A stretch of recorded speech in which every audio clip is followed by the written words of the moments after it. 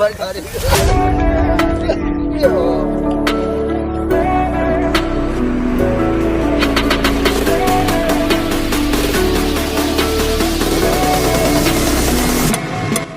Polres Aceh Singkil dan jajaran bersama TNI dan unsur masyarakat gotong royong bersama membersihkan sampah di wilayah hukum Kabupaten Aceh Singkil, Kamis tanggal 13 Juli tahun 2023.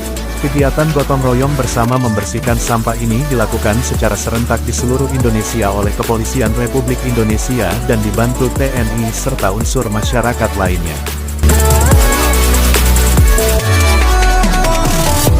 Kegiatan bersama, kolaborasi membersihkan sampah serentak, Polri bersama dengan stakeholder dan juga potensi masyarakat dan dibantu oleh rekan-rekan dari HGU.